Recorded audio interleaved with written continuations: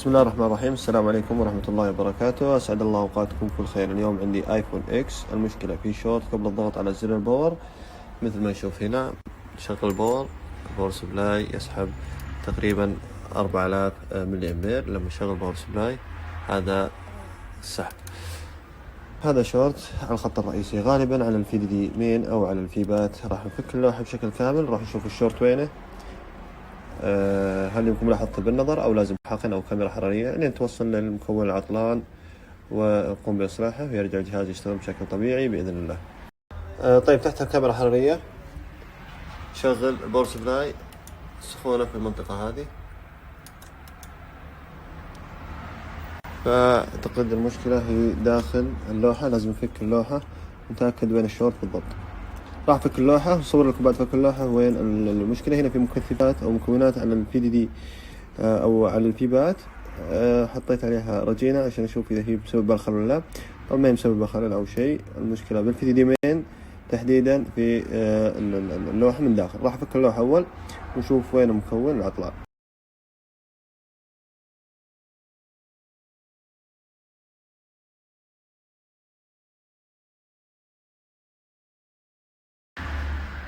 الآن رفع اللوحة بالطريقة هذه. طبعا هذه اللوحة بعد ما فكيناها طبقتين، لما نوصل الباور سبلاي على الطبقة هذه نحصل شورت موجود، معناته انه في طبقة الجهاز، ولما ما يكون في شورت معناته يكون في طبقة الار اف الخاصة بالشبكة. طيب، انا فحصت الشورت عندي في طبقة الجهاز هذا. راح احطه تحت الكاميرا الحرارية واشوف اي مكون يسخن وين مكون العطلان. طيب، الان تحت الكاميرا الحرارية اللي يسخن عندي المنطقة هذه، عن طريق دخان رجينة راح نحدد أي مكون بالضبط اللي يسخن. دخان رجينة، نشوف المكون اللي يسخن عندي هو اي سي الخاص بالشحن، هو اللي فيه المشكلة. راح نرفعه ونستبدله باي سي ثاني بعد ما نفحص ممانعات على أرجل اي سي. إذا كلها سليمة نستبدل اي سي فقط تنحل المشكلة بإذن الله.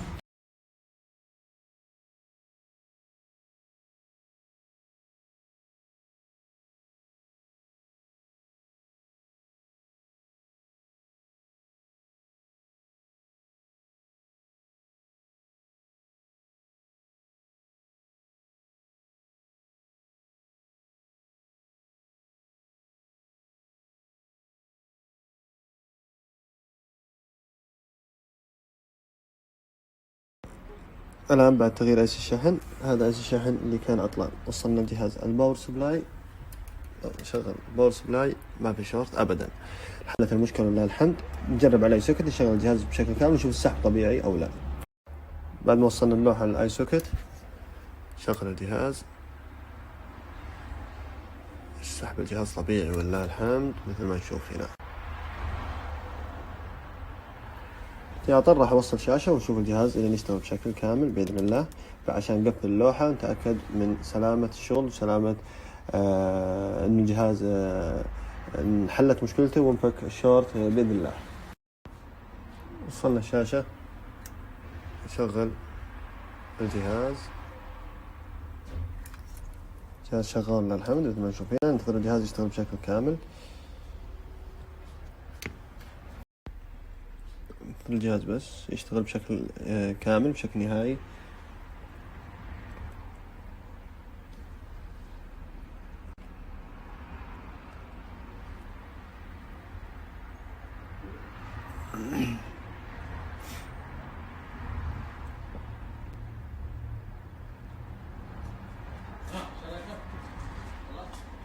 الجهاز يشتغل لله الحمد بشكل كامل. بقى الآن فقط إقفال اللوحة.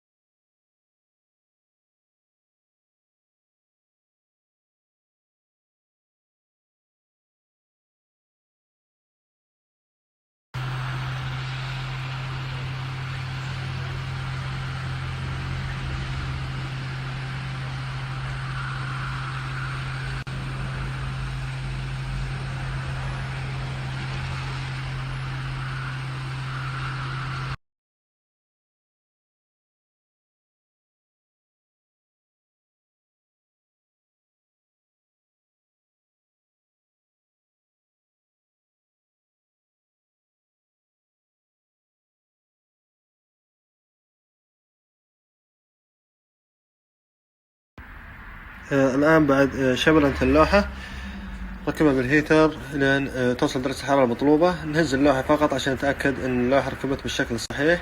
الآن سخنت اللوحة بالشكل المطلوب. الهز تكون حركة أو بالطريقة التالية، إن بشكل أفقي أو بشكل عمودي، إن بشكل أفقي. هذه هزة اللوحة. الآن نطفي الهيتر، نطلع اللوحة عشان تبرد. بعد ذلك نشغل نركب اللوحة أو البورد في الجهاز، نتأكد إن شاء الله أن الجهاز يشتغل بشكل سليم وكلش تمام بإذن الله. الآن بعد ما ركبنا اللوحة بالجل نشغل الجوال، إقلاع طبيعي هنا، الجهاز يشتغل. بس ننتظر الجهاز يشتغل بشكل كامل عشان نتأكد منه، عشان ما نطول السنابات بس إن طولنا في تصوير هذا الجهاز. ننتظر يشتغل كامل وكمل التصوير. والجهاز يشتغل لله الحمد مثل ما نشوف بشكل طبيعي. يمكن حل هذا الشورت وهذه المشكلة بالطريقة السابقة. بالتوفيق للجميع.